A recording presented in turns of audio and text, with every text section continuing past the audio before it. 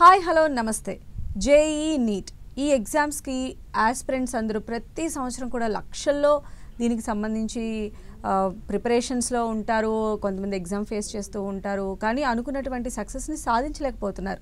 అయితే ఈ జర్నీ మొత్తంలో స్టూడెంట్స్ ఫేస్ చేసేటువంటి స్ట్రగుల్స్ ఎలా ఉంటాయి, పేరెంట్స్ సపోర్ట్ ఎలా ఉండాలి, ఫ్యాకల్టీస్ ఎలాంటి సపోర్ట్ ఇచ్చినట్లయితే దీనిలో మనం ఉత్తమ ఫలితాలు చూడొచ్చు అనేటువంటి వివరాలన్నీ తెలియజేయడానికి మనతో పాటు ఉన్నారు ప్రముఖ ఎడ్యుకేషనల్ డిజైనర్ సుబ్బారావు గారు. మరి వారితో మాట్లాడదాం, మరిన్ని వివరాలు తెలుసుకుందాం. నమస్కారం అండి. నమస్తే అండి. సార్, నిజంగా నీట్ జేఈ ఇప్పుడున్నటువంటి సిచ్యువేషన్లో 6 years నుంచి కూడా స్టార్ట్ అయిపోయిన పరిస్థితి మనం చూస్తూ ఉన్నాం. కాకపోతే మనం అక్కడికి వెళ్ళిన తర్వాత వచ్చేటువంటి రిజల్ట్ కంపేర్ చేసినట్లయితే వేలల్లోనే ఉంటుంది. ఇక్కడ మనం లక్షల్లో తయారు చేస్తే మనకు వచ్చే రిజల్ట్ వేలల్లో ఉంటుంది. సో అంటే ఏంటి సార్, దీన్ని మనం అసలు ఎలా అర్థం చేసుకోవాలంటారు? ఇప్పుడున్నటువంటి సొసైటీలో నీట్ జేఈకి సంబంధించి పెడుతున్నటువంటి పరుగుల పందాన్ని ఎలా చూడాలి? చక్కగా చెప్పారు. ఇది పరుగుల పందెమేనండి నిజంగానే. 6th grade నుంచి కూడా మన వాళ్ళు హాస్టల్లో జాయిన్ చేసి జేఈ నీట్లో అంటే ఐదర్ డాక్టర్ చేయడం కానీ ఇంజనీరింగ్ చేయటం కానీ ఒక కళ అనేటువంటిది ఆల్మోస్ట్ అందరి పేరెంట్స్కి కూడా ఉన్నటువంటి సందర్భం. మరి కానీ దాన్ని సాధించేటువంటి క్రమంలో తెలుసో తెలియకో చేసేటువంటి తప్పులు, ఉన్నతమైనటువంటి జీవితాన్ని పిల్లలకు అందించాలనేటువంటి సదుద్దేశం మనందరికీ ఉన్నప్పటికీ కూడా మీరు అన్నట్టుగా పరుగు పందెంలో, మార్కుల వేటలో, ర్యాంకుల వేటలో పిల్లల్ని మనం ఏం చేస్తున్నాం అనేటువంటిది ఒక్కసారి సెల్ఫ్ రిఫ్లెక్ట్ చేసుకోవాల్సినటువంటి అవసరం ఎంతైనా ఉందండి. జస్ట్ పేరెంట్స్ టీచర్సే కాదు, ఓల్డ్ సొసైటీ. కానీ ఈ జేఈ నీట్ జర్నీ అనేటువంటిది పిల్లలకి జీవితాన్ని అత్యద్భుతంగా ఎదుర్కొనేటువంటి సామర్థ్యాన్ని ఇచ్చేటువంటి అద్భుతమైనటువంటి జర్నీ అండి. సరైనటువంటి విధంగా మనం గైడ్ చేస్తే. లేని సందర్భంలో ఏమవుతుంది అంటే అది ఒక పీడకలలాగా తయారవుతుంది. ప్రస్తుతం జరుగుతున్నటువంటి విధానంలో ఏం జరుగుతుంది అంటే సుమారుగా 3 నుంచి 4 నెలలు అంటే కోచింగ్ మొదలుపెట్టినప్పటి నుంచి, పర్టికులర్లీ 11th 12th తీసుకుందాం, 3 నుంచి 4 నెలలు వ్యవధులు అయ్యేటప్పటికి ఎవరైతే ఆస్పిరెంట్స్ నాకు జేఈ ర్యాంక్ రావాలి, నీట్ ర్యాంక్ రావాలని అనుకుంటున్నారో వాళ్ళలో 70% పిల్లలు దాని నుంచి దూరం అయిపోతారండి. ఓకే, 70% పిల్లలు దూరం అయిపోతారు. తరువాత 4 నెలల నుంచి 12 నెలలు అంటే మొదటి సంవత్సరంలో ఇంకొక 15% మంది దూరం అయిపోతారండి. అంటే 85%. ఇక రివిజన్ స్టార్ట్ అయ్యేటువంటి టైంలో సెకండ్ ఇయర్కి వచ్చేటప్పుడు ఇంకొక 5%. అంటే మొత్తంగా చూస్తేనండి ఈ యొక్క పందెంలో నిజంగా బలంగా నేను సాధించాలి అని నిలబడగలిగినటువంటి వాళ్ళు ఒక 10% మించి ఉండారన్నమాట అండి. అంటే మనం ఈ 90% పిల్లల సంగతి ఆలోచించేటువంటి వాళ్ళు ఎవరూ లేరు. ఇన్స్టిట్యూట్లకు ఆ 10 మందికి ర్యాంకులు వచ్చి ఆ మంచి ర్యాంకులు కనిపిస్తే చాలు అనేటువంటి మార్కెటింగ్ మాయ ఒక పక్క. పేరెంట్స్కి తెలియక వాడెవడికి ఫస్ట్ ర్యాంక్ వస్తే నాకేమిటండి, నా పిల్లవాడు ఉన్న స్థాయి నుంచి ఏ స్థాయికి పెరిగాడు అనేటువంటిది నాకు ఇంపార్టెంట్ తప్ప ఆ 100 మందిలో ఇద్దరికి ఫస్ట్ ర్యాంక్ వచ్చింది లేదా ఒకరికి ఇద్దరికి మంచి ర్యాంకులు వచ్చినాయి అంటే నాకు కాదు కదా. ఏదో ఒక రకంగా దాన్ని చూడొచ్చు, అంటే ఓహో అక్కడ జరుగుతుంది కాబట్టి మంచిగా జరుగుతుందేమో అని అర్థం చేసుకోవడం తప్ప. సో ఇక్కడ మన పిల్లవాడికి ఎంతవరకు నెక్స్ట్ లెవెల్కి వెళ్తున్నాడు అనేటువంటిది ఇంపార్టెంట్ కదండి. మరి ఇది ఎవరు చూస్తున్నారు? సో ఇక్కడ మనం ప్రతిరోజు మనం చూస్తుంటాం, ఇట్లాంటి కేస్ స్టడీసే మనం చూస్తుంటాం. పేరెంట్స్ వస్తుంటారు, మోస్ట్ పర్టికులర్లీ సౌత్ ఇండియా నుంచి. సో ఈ టీనేజర్స్ అదే టైంలో పిల్లలు, సో వాళ్ళకి పేరెంట్స్కి ఉన్న కాన్ఫ్లిక్టు. ఏదైనా మీకు ఒక పని అప్పచెప్పినప్పుడు మీరు చేయలేకపోతున్నారు అనుకోండి, మీ ఫాదర్ అడుగుతున్నప్పుడు మీరు చేయలేకపోతుంటే మీ యొక్క కన్వర్జేషన్ ఎట్లా ఉంటుంది? సో ఒక్కొక్క పిల్లలు ఏమిటంటే రెబల్ అయ్యేటువంటి పరిస్థితి ఉంటుంది. కొంతమంది వాళ్ళలో వాళ్ళే ఇబ్బంది పడిపోతూ ఉండేటువంటి పరిస్థితి ఉంటుంది. సరే రకరకాలు ఉంటారండి. కానీ ఇప్పుడు నేను చెప్పినట్టుగా ఈ 10% మంది మాత్రమే పోరాటం చేస్తున్నారు. మిగిలిన 90% మంది వీళ్ళకి సామర్థ్యం లేకపోవడం కాదు. అదే నా బాధ. నేను మాట్లాడుతున్నది కూడా అదే. ఉన్న ప్రతి ఒక్కరూ కూడా దాన్ని అంటే దాన్ని ఛాలెంజ్ చేసి చివరి వరకు పోరాడేటువంటి ధైర్యం వాళ్ళలో ఉంటుంది, ఆ బలం వాళ్ళలో ఉంటుంది. కానీ వాళ్ళు చేయలేకపోతున్నారు. ఎందుకు చేయలేకపోతున్నారు, మరి ఎలా ఐడెంటిఫై చేయాలి? ఏ పేరెంట్కైనా ఇప్పుడు ఎవరైనా చూస్తుంటే మరి ఎలా మా పిల్లలు ఈ 10% ఉన్నారా, లేకపోతే 90లో ఉన్నారా అనేటువంటిది, లేదా ఫస్ట్ ఇయర్లో ఉంటే 70%లో పడిపోయారా మా పిల్లలు ఆల్రెడీ, ఎలా తెలుసుకోవాలన్నప్పుడు నేను సింపుల్ టెక్నిక్ చెప్తా. మొట్టమొదటిదండి, మీ పిల్లలు మీరు దీని గురించి మాట్లాడుతుంటే, అంటే జేఈ నీట్ ప్రిపరేషన్లో వాళ్ళు ఉన్నారు, ఈ రిజల్ట్ గురించి మాట్లాడుతూ ఉన్నట్లయితే వాళ్ళు మిమ్మల్ని అవాయిడ్ చేస్తున్నారా? ఓకే, టాపిక్ నుంచి డివేట్ చేయడం. Okay, right. లేదా రెండో స్థాయిలో కొంతమంది పిల్లలు అసలు దీని గురించి మాట్లాడుతున్నప్పుడు కోప్పడుతున్నారా? రైట్. సో మూడో రకంలో వాళ్ళు మాట్లాడుతూ ఉంటారు, చెబుతూ ఉంటారు, అర్థమవుతుంది కానీ నేను ఎగ్జామ్లో చేయలేకపోతున్నాను అని చెప్తూ ఉన్నారా? నాకు అర్థమవుతుంది, క్లాస్లో తెలుస్తుంది నాకు, కానీ ఎగ్జామ్లో చేయలేకపోతున్నాను, నా మార్క్స్ రావట్లేదు అంటున్నారా? లేదా నాలుగవది, చేస్తూ ఉన్నాను, కొంచెం అటు ఇటు వస్తున్నాయి, కానీ నేను చూస్తాను, నేను నెక్స్ట్ ఎగ్జామ్కి మళ్ళీ బాగా చేస్తాను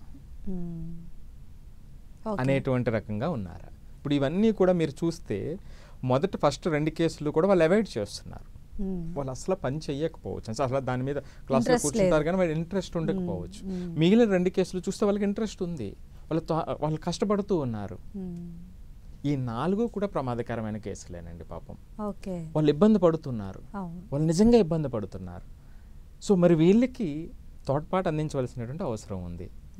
సో ఇంకొక కేసు ఉంటారు, అంటే ఎవరు మరి ఎలా సీరియస్గా చేస్తున్నారు, సాలిడ్గా వాళ్ళ ప్రిపరేషన్ వాళ్ళు నడిపిస్తున్నారు అనేటువంటి పిల్లల్ని ఎలా కనిపెట్టాలన్నప్పుడు, ఏ పిల్లవాడైనా సరే నాకు అర్థమవుతుంది కొన్ని ఇబ్బందులు వస్తున్నాయి, ఇదిగో ఈ వారం ఈ ఇబ్బందులు వచ్చినాయి, సో దీన్ని ఈ విధంగా నేను అధిగమించాను, మ్యాథమెటిక్స్లో మార్క్స్ తక్కువ వచ్చినాయి, నేను అనలైజ్ చేసుకున్నాను, పలానా చాప్టర్లో ఇక్కడ ప్రాబ్లం ఉంది, సో ఆ కాన్సెప్చువల్ గ్యాప్ ఉంది కాబట్టి నేను కవర్ చేసుకుంటున్నాను, మేబీ కమింగ్ 15 డేస్లోనో 1 మంత్లోనూ నేను చేస్తాను.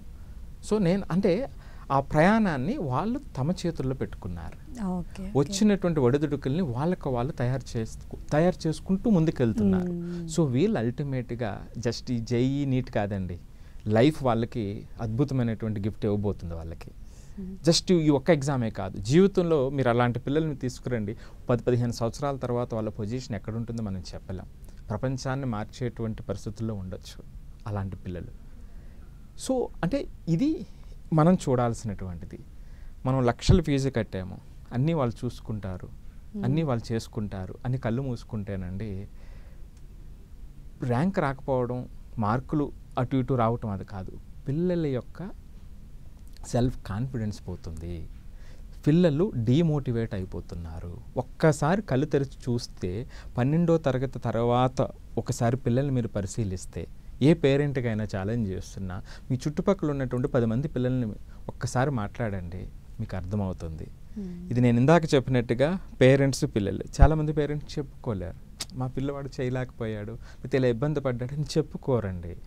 కొంచెం గొప్పలా ఉండొచ్చు, లేకపోతే తెలియకపోయి ఉండొచ్చు. సో కానీ ఏమవుతుందంటే ఇక్కడ దానివల్ల ఏంటంటే వాళ్ళకి అందించవలసినటువంటి సపోర్టు అందించవలసినటువంటి టైంలో ఇవ్వకపోవటం వల్ల వాళ్ళు వెనకబడుతున్నారు. ఎగ్జామ్లోనే కాదు, జీవితంలో వెనకబడుతున్నారు. సో ఆ ఉద్దేశంతోనే అలాంటి ఇబ్బంది కలగకూడదనేటువంటి ఉద్దేశంతో వాళ్ళకి అవేర్నెస్ కోసమే నేను చేసేటువంటి ప్రయత్నం. సో ఇందులో భాగంగానండి మనం తీసుకున్నటువంటి ఇప్పుడు ఇది ఒక అన్స్టాపబుల్ బుక్ అనేటువంటిది ఒకటి.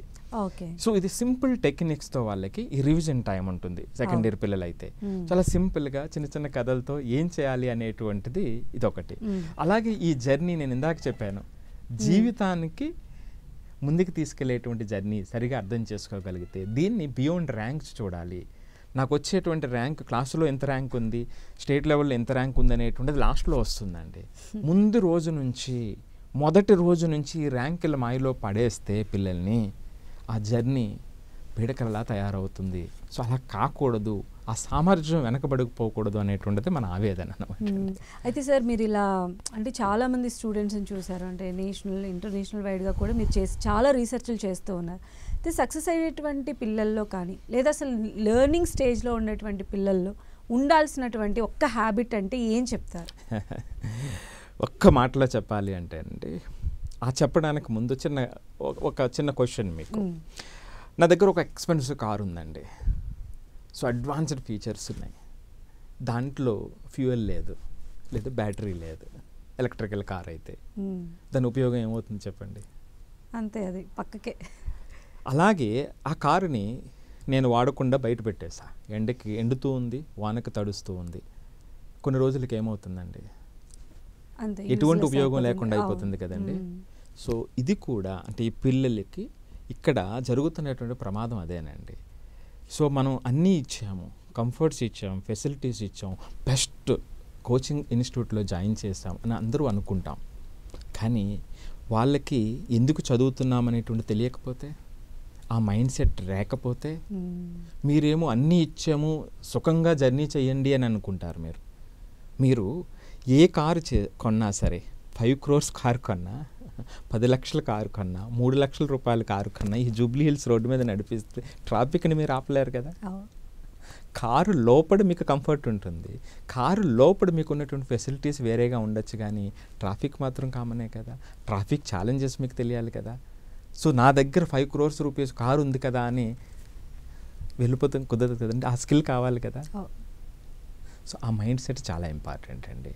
సో అందుకే నేను ఇక్కడ ఒక్క మాటలో, మీరు ఇది చాలా టఫ్ క్వశ్చన్ నాకు, సో దీంట్లో ఒక్క మాటలో చెప్పాలంటే అండి, సెల్ఫ్ రిలయన్స్ అండి. పిల్లల్లో ఆ సెల్ఫ్ రిలయన్స్ని పెంచాలి.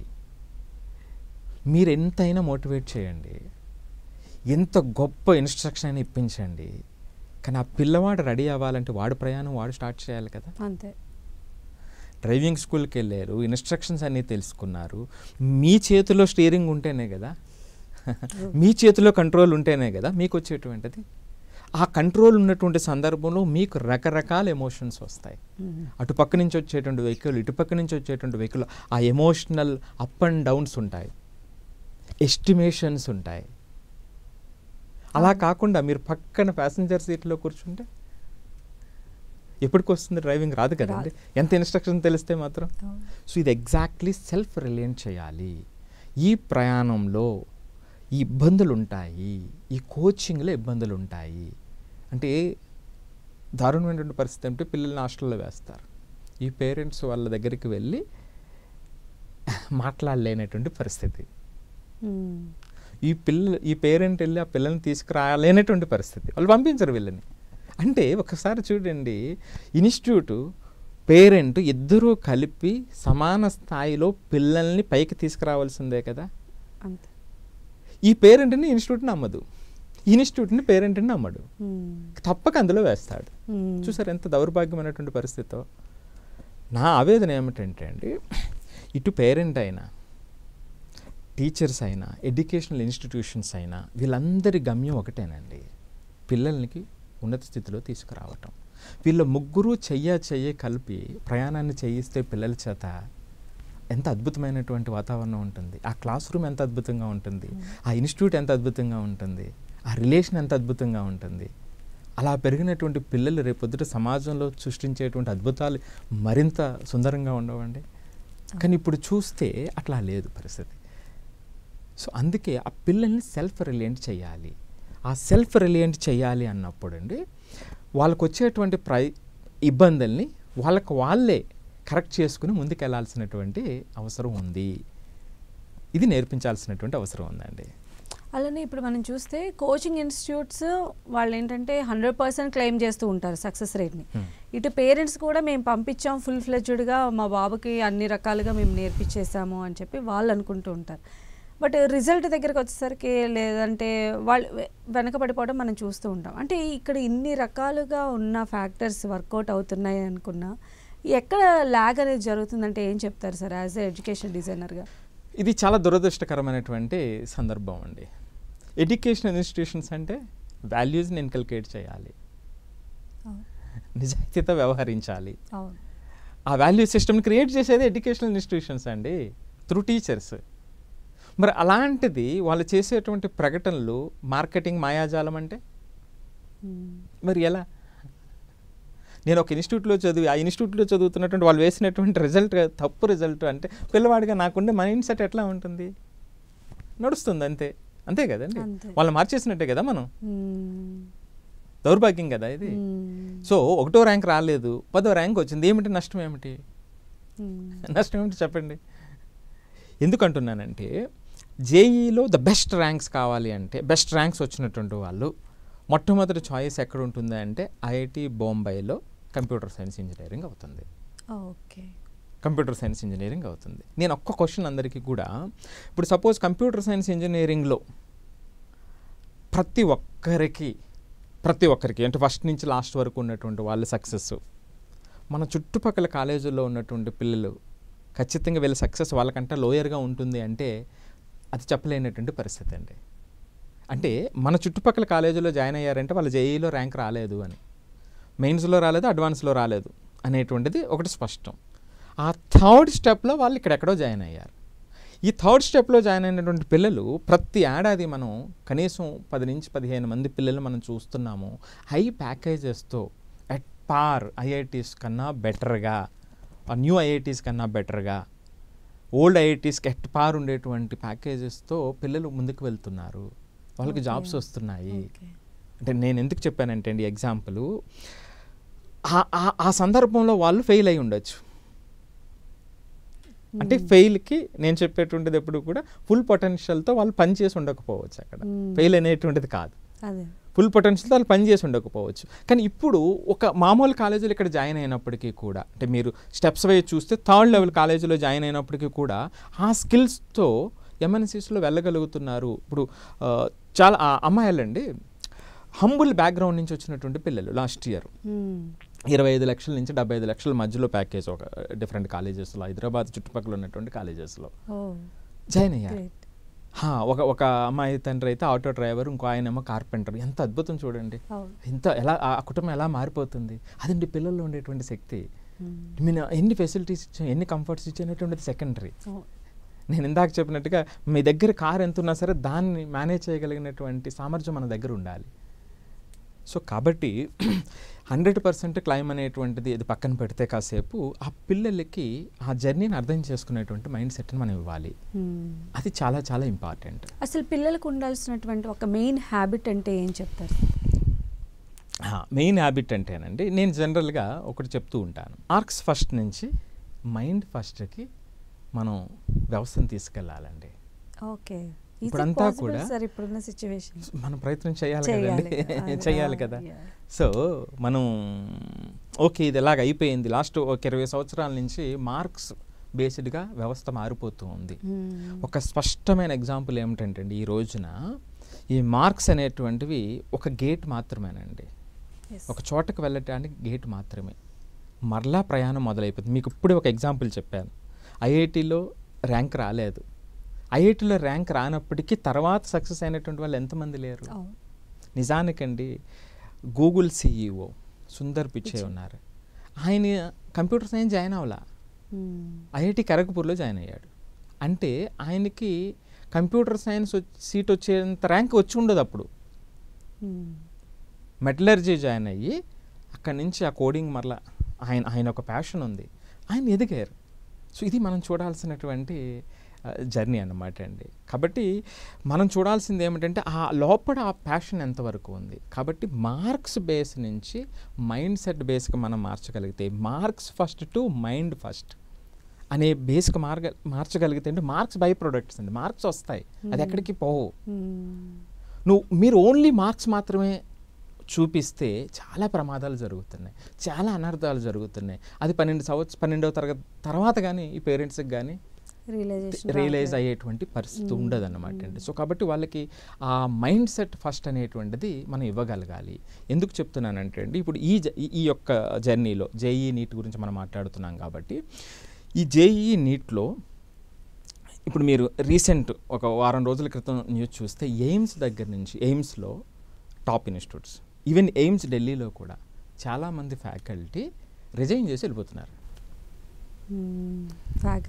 ఫ్యాకల్టీ రిజైన్ చేసి వెళ్ళిపోతున్నారు. సుమారు 450 మంది మొత్తం టోటల్ ఎయిమ్స్ నుంచి వెళ్ళిపోయారట ఈ మధ్య ఒక 1.5 year 2 yearsలో.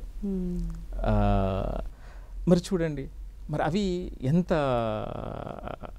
చాలా నేమ్ ఉన్నటువంటివి ఇన్స్టిట్యూట్స్ అక్కడి నుంచి వెళ్ళిపోతున్నాయంటే వాళ్ళ ఆపర్చునిటీస్ అంటే వాళ్ళ స్కిల్స్కి తగ్గట్టుగా వాళ్ళు మారిపోతూ ఉన్నారు. అంటే ఆ స్కిల్ బేస్డ్ వరల్డ్ అండి ఇది. అదే సో ఇదివరకులాగా మనం ఒక్క చోట ఉండేటువంటి పరిస్థితి లేదు. సో ఇక్కడ ఈ జర్నీలో మీకు ఏమవుతుందంటేనండి, వాళ్ళకి కాన్ఫిడెన్స్ లో అయిపోతుందండి. మరి ఎవరు వాళ్ళకి సహాయం చేస్తున్నారు? మనం ఫీజు కట్టాము, ర్యాంక్ వచ్చేస్తుంది చివరిలో అని అనుకుంటే కుదరదు కదా. వాళ్ళకి డీమోటివేట్ అయిపోతారు. మరి ఆ డీమోటివేట్ అయ్యేటప్పుడు వాళ్ళ యొక్క ఎనర్జీస్, వాళ్ళ యొక్క పాజిటివ్ని చెప్పగలిగి నీ ప్రయత్నం చేయాలి, ఇది ఈజీ కాదు, నువ్వు ఇలాంటి ప్రయత్నం చేయాలని వాళ్ళని ప్రోత్సహించేటువంటి వాళ్ళు ఎవరు? వాళ్ళు స్ట్రెస్ ఫీల్ అవుతారు. ఇప్పుడు స్ట్రెస్ ఉండకూడదు అంటారు, దాన్ని రిలీవ్ చేయాలి కదా. సో అంటే స్ట్రెస్ లేకుండా చేయటం అంటేనండి, స్ట్రెస్ లేకుండా చూడండి, ఏ వస్తువు అయినా సరే దానికి సంబంధించినటువంటి కష్టపడకపోతే ఆ రూపాంతరం చెందదండి. ఇక్కడ ఐరన్ రాడ్ దగ్గర నుంచి మనం కూర్చున్న కుర్చీ దగ్గర నుంచి ఏది తీసుకున్నా సరే అది సృష్టిలో సహజమైనటువంటి ప్రక్రియ. అంటే ఇక్కడ మనం కావాల్సింది ఏమిటంటే ఆ స్ట్రెస్ మాస్టరీ చేయించాలి వాళ్ళ చేత. ఆ స్ట్రెస్ మాస్టరీని వాళ్ళకి నేర్పగలగాలి, వాళ్ళకు వాళ్ళు రెగ్యులేట్ చేసుకునేటువంటి పరిస్థితికి తీసుకురాగలగాలి. నేను ఇందాక చెప్పినట్టుగా వాళ్ళ ప్రయాణం వాళ్ళే చేయాలి. మనం చేస్తే వాళ్ళకి ఎట్లా వస్తుంది? సో కాబట్టి వీళ్ళు ఈ మైండ్ సెట్ని మార్చి వీటికి మనకు సహాయం అందించగలిగినప్పుడు వచ్చేటువంటి ఫలితం వేరే ఉంటుందండి. అండ్ మీరు చెప్తూ ఉంటారు కదా సార్ SHM మెథడాలజీ, ఇది స్టూడెంట్స్కి ఎంతవరకు ఉపయోగపడుతుంది? SHM అంటే అండి ఒక అద్భుతమైనటువంటి మెథడాలజీ. జనరల్గా పిల్లలకి అర్థమయ్యేది ఏంటంటే సింపుల్ హార్మోనిక్ మోషన్ ఫిజిక్స్లో చదువుకుంటారు. సో ఇక్కడ నేనేమంటున్నానంటే SHM అంటే సుబ్బు ఐ అచీవ్మెంట్ మెథడాలజీ అంటున్నా. సుబ్బు ఐ అచీవ్మెంట్ మెథడాలజీ ఇది ప్రతి ఒక్కరికి అప్లై అవుతుందండి. చాలా చక్కగా 3 పాయింట్లు చెప్తాను ఇందులో. మీకు ఇప్పుడు ఈ రోజున ప్రపంచంలో ఏం కావాలి అంటే మొట్టమొదటిగా మీరు ఏం చెప్తారు? స్కిల్స్ కావాలంటారు కదా. అందరూ స్కిల్స్ పెంచుకోవాలని అంటారు తప్ప స్కిల్స్ పెంచుకోవడానికి ఏం చేయాలి, ఎలా పెరుగుద్ది అనే దానికి 2 రూట్స్ ఇక్కడ అనమాట అండి నేను చెప్తున్నది. ఆ SHM రివర్స్లో చూస్తే M అంటే నేనేమంటానంటే మైండ్ సెట్ అంట. Okay, mind set. So for example మనం ఇప్పుడు ఈ మీడియా ప్రపంచాన్ని మనం తీసుకునేటప్పుడు ఈ మీడియా ప్రపంచానికి సంబంధించినటువంటి మైండ్ సెట్ నాకు లేకుండా ఇక్కడ ఉండేటువంటి ప్రతి వార్త ఒక కొంతమందిని కదిలించేటువంటి ఒక అద్భుతమైనటువంటి మాట నా నోటి నుంచి వస్తుంది అనేటువంటి మైండ్ సెట్ ఒకలాగా ఉంటుంది, ప్రాంప్టర్లో చదివింది ఒకలాగా ఉంటుంది. సో ఆ డిఫరెన్స్ ఉంటుంది కదండి. సో అట్లా మనం చదివేటువంటి దాన్ని higher purpose, that mind set is necessary అండి. నేను ఇందాక చెప్పింది అదే. దాన్ని మనం డైల్యూట్ చేసేసాము, సో నేరో చేసేసామండి. మార్క్స్ అనేటువంటి విధంగా నేరో చేసేసాం. నేను ప్రతి మార్క్స్ బెస్ట్ మార్క్స్ వచ్చిన ప్రతి ఒక్కరూ సక్సెస్ అని మీరు చూపించగలరా? మార్క్స్ రాని వాడు సక్సెస్ కాలేదని మీరు చూపించగలరా? సో ఇదేండి నేను అనేది, ఆ నేరో చేసేసామని చెప్తున్నా. లాస్ట్ 20 years నుంచి మరింత నేరో అయిపోయింది, ప్రత్యేకించి మన తెలుగు స్టేట్స్లో. కాబట్టి ఆ హయ్యర్ పర్పస్ ఆఫ్ లెర్నింగ్, ఆ మైండ్ సెట్ మనం ఇవ్వాలి. ఇప్పుడు మనం చదువు గురించి మాట్లాడుకుంటున్నాం కాబట్టి అది ఏనైనా తీసుకోండి, ఏ రంగమైనా తీసుకోండి, ఏ రంగంలో ఉంటే ఆ రంగం, దానికి సంబంధించినటువంటి మైండ్ సెట్ మనం ఇన్కల్కేట్ చేయాలి. ప్రతి దానికి ఒక విలువ ఉంటుందండి, ప్రతి దానికి ఒక విలువ ఉంటుంది. సపోజ్ ఇక్కడ ఆ మెట్రో ఉంది, ఆ మెట్రోలో చేస్తున్నటువంటి ఒక పని మనిషి ఉన్నాడు అనుకోండి, రైలింగ్ వేస్తున్నాడు. సో అది ఒక సేఫ్టీ గ్రిల్, ఎంతమందిని కాపాడుతుందో ఎవరికి తెలుసు.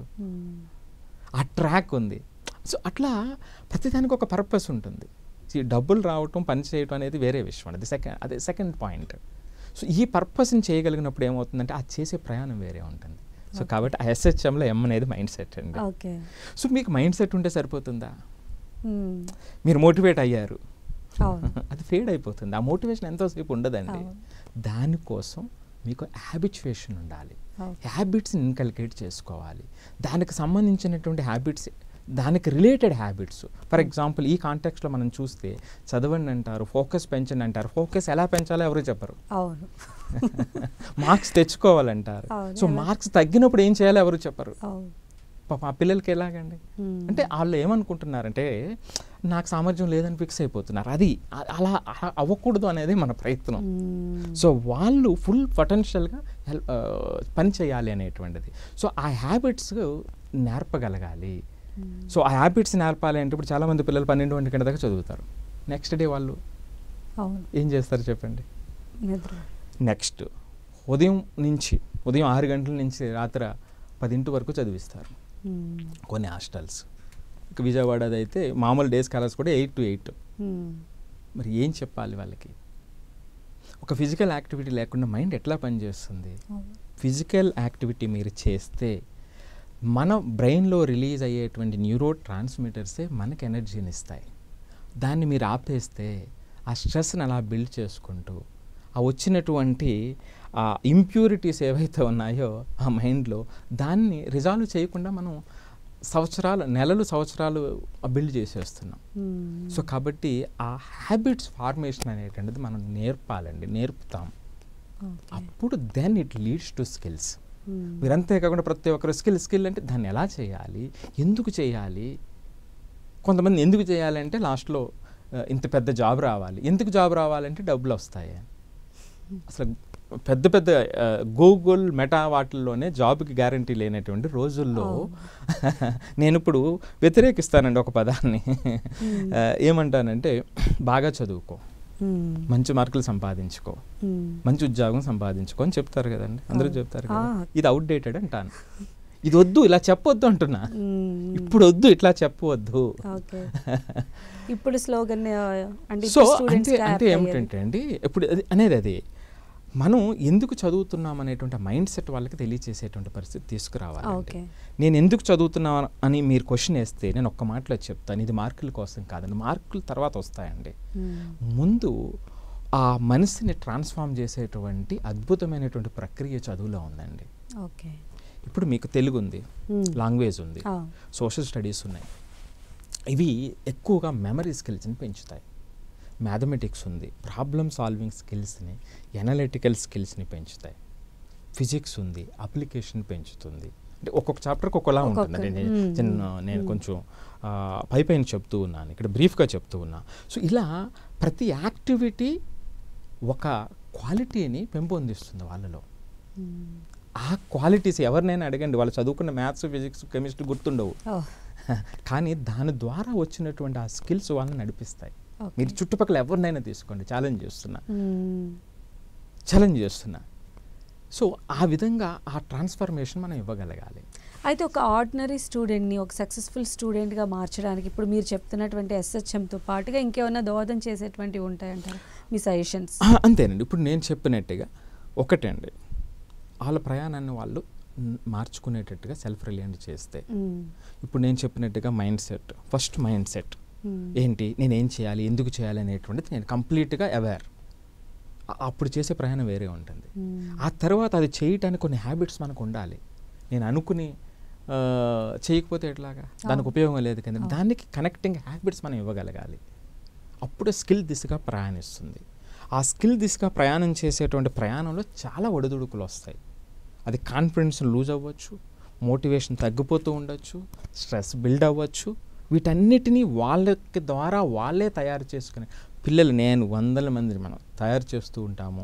రకరకాల ప్రోగ్రామ్ చేస్తూ ఉంటాం. మెంటర్షిప్ అని ఒక అద్భుతమైనటువంటి ప్రోగ్రామ్, ఆ ఇన్నోవేటివిజం అని వాళ్ళకి చేయటం అనేటువంటిది, అందులో ఇది ఒక్కటి SHM అనేటువంటిది. సో ఆ మెథడాలజీ వాళ్ళకి ఇచ్చినప్పుడు అండి అద్భుతం అండి. నిన్నటి వరకు అసలు పట్టించుకున్న పిల్లవాడు ఒక 3 నెలలు 2 నెలలు అయ్యేటప్పటికి వాడు అసలు మారిపోతూ ఉన్నట్లయితే నాకు అందుకే ప్రేమ. ఆ పిల్లలు ప్రతి ఒక్కరిలో ఆ ఇన్ఫినైట్ ఎనర్జీ మనం చూడగలుగుతాం. సో అందుకే నేను I believe each and every child అండి. సో ఆ బిలీవ్ చేసినప్పుడు, ఎందుకంటే నా ముందు చాలా ఎగ్జాంపుల్స్ ఉన్నాయి. అది దానివల్ల ఏమవుతుందంటే అండి, ఆ పేరెంట్ చైల్డ్ రిలేషన్స్ స్ట్రెంథన్ అవుతాయండి. ఇప్పుడు ఆల్రెడీ ఈ న్యూక్లియర్ ఫ్యామిలీస్లో చాలా చాలా important. Thank you so much sir. Thank you అండి. ఇప్పటి వరకు కూడా మార్క్స్ ఫస్ట్ అనేటువంటి మైండ్ సెట్ నుంచి మైండ్ ఫస్ట్ అనేటువంటి మైండ్ సెట్ కనుక మనం ట్రాన్స్ఫార్మ్ చేయగలిగితే స్టూడెంట్స్ని, వాళ్ళకి మంచి భవిష్యత్తుని మనం అందించిన వారు అవుతామని చెప్పి ఎక్స్పర్ట్స్ చెప్తూ ఉన్నారు. ఇది వాళ్ళ స్పెషల్ డిబేట్. చూస్తూనే ఉండండి 10 TV.